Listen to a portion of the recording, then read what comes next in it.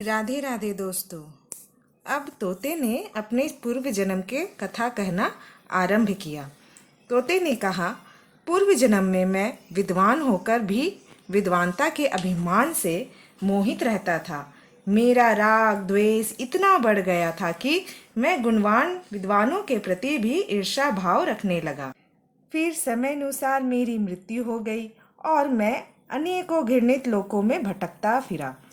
उसके बाद इस लोक में आया।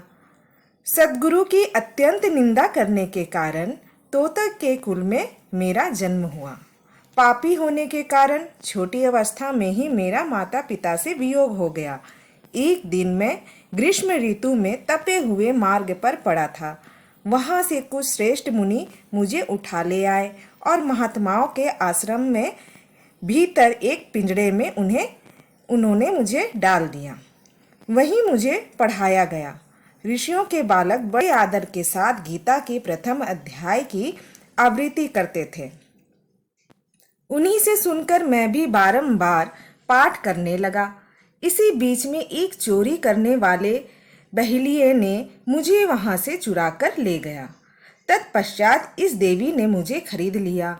यह मेरी वृतांत है जिसे मैं आप लोगों से बता रहा हूँ।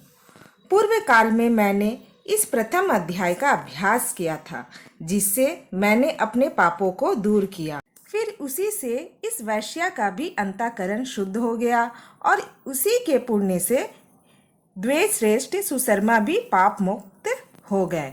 इस प्रकार परस्पर वार्तालाप और गीता के प्रथम अध्याय के महात्म्य की प्रशंसा करके वे तीनों निरंतर अपने अपने घर पर गीता का अभ्यास करने लगे। फिर ज्ञान प्राप्त करके वे मुक्त हो गए।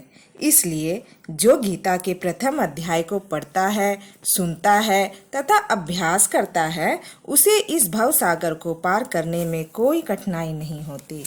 और इस तरह गीता महत्तम के भाग 3 से एक पहला अध्याय का महत्तम समाप्त होता है। गीता के दूसरे अध्याय के महत्तम को जानने और पाप मुक्त होने के लिए आप निरंतर मेरे चैनल पर बने रहें। अगर आपने मेरे चैनल को सब्सक्राइब नहीं किया है तो सब्सक्राइब करें और बेल नोटिफिकेशन को ऑन रखें। राधे राधे।